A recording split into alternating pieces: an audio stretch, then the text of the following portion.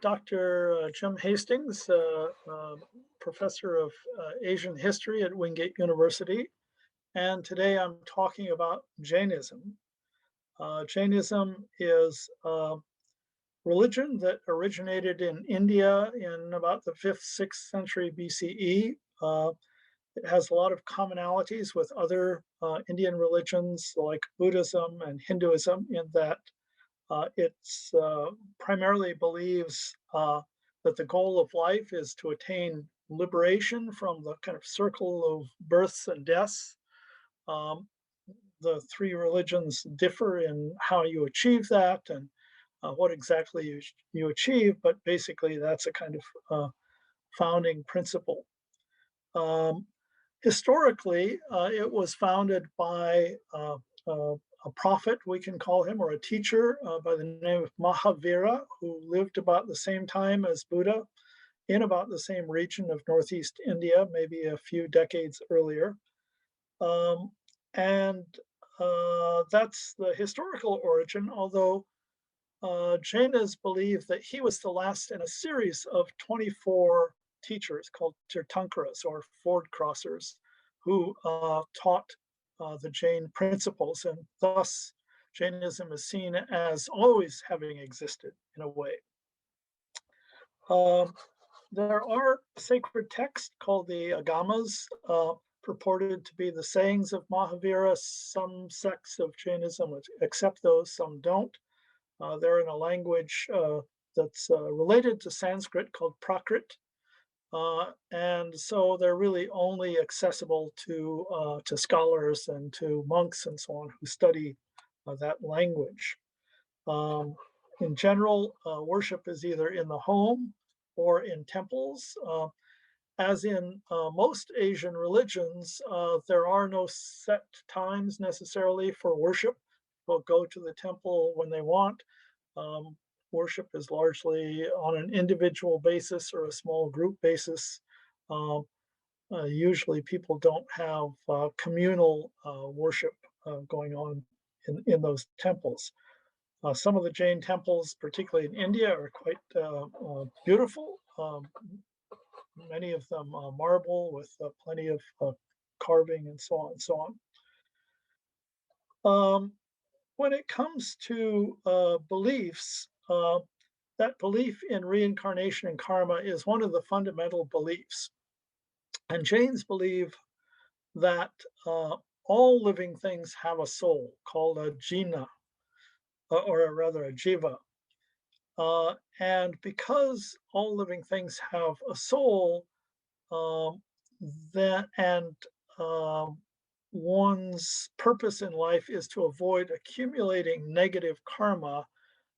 One of their, or perhaps their most fundamental belief is the belief in ahimsa, non-violence, absolute non-violence, not only not harming, killing, not killing animals, not killing insects, not killing plants, not killing anything that has life, because that's going to cause negative karma, which is going to cause a negative birth in the next round.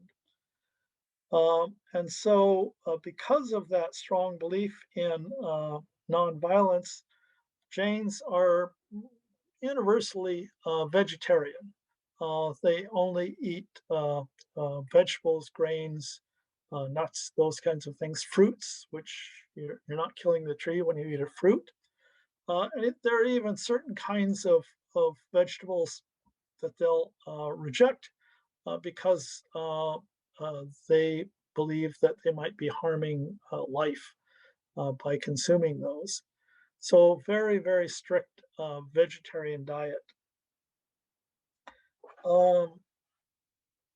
The idea of this forms a bit of a conundrum for them, because it's if all things have a soul, including plants, and even if you eat plants, you're going to be harming souls. So in essence, the goal is absolute nonviolence, but for Jains, to live a life of absolute nonviolence is ultimately impossible.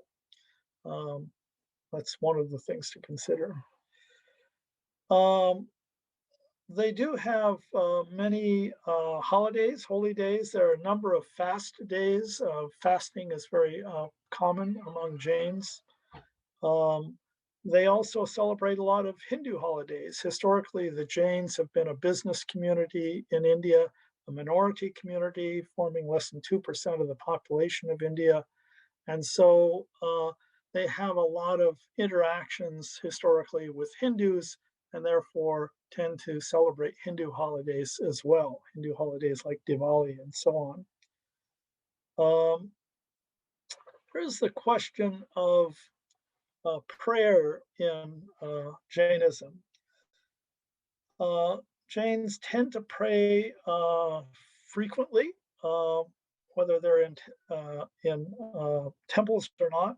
Although Jainism is a non-theistic religion, they don't believe in the existence of a creator god, of a divine intercessor, and therefore there's no one to pray to that's going to give you boons and give you relief from pain and those kinds of things. So their prayer is quite different. Their prayer is to the jinas. The jinas are those who have been liberated, like Mahavira and others.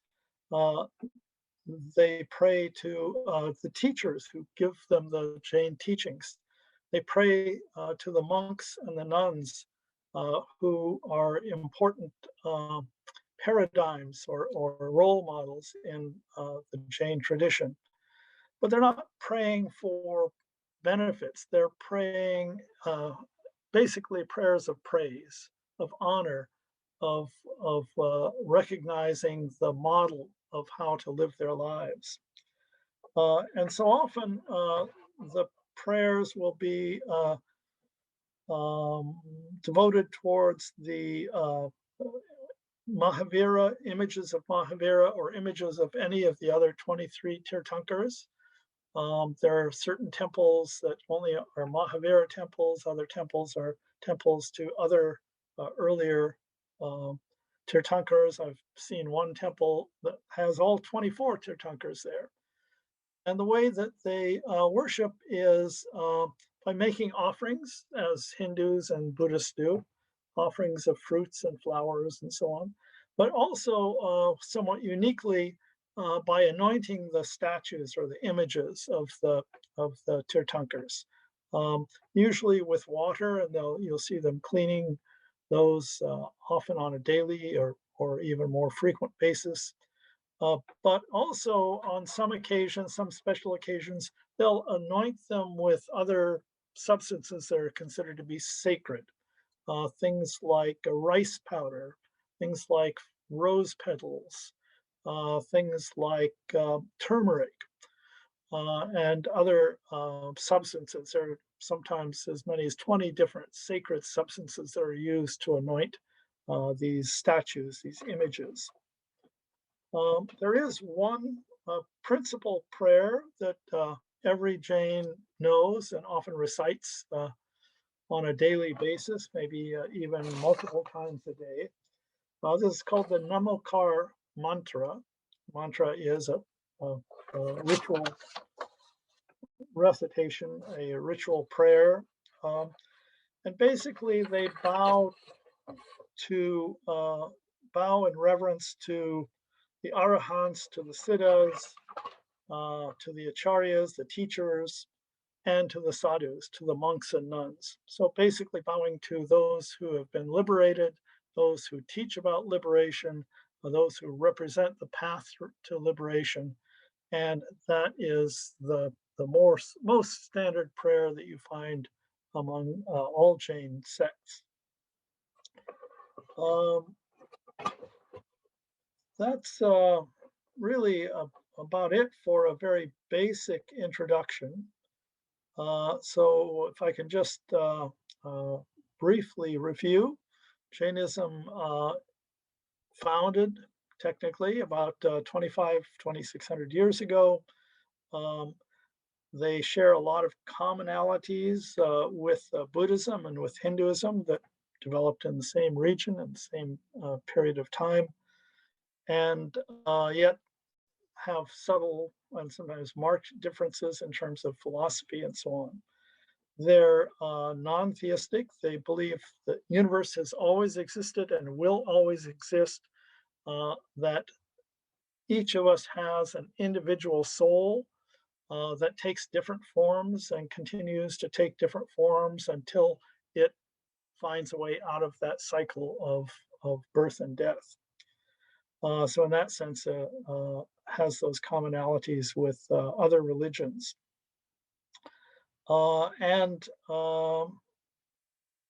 fundamental practice nonviolence and vegetarianism.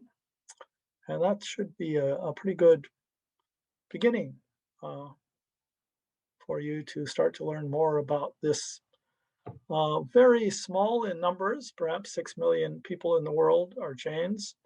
Um, and but with a philosophy that still resonates with a lot of other people in the world today.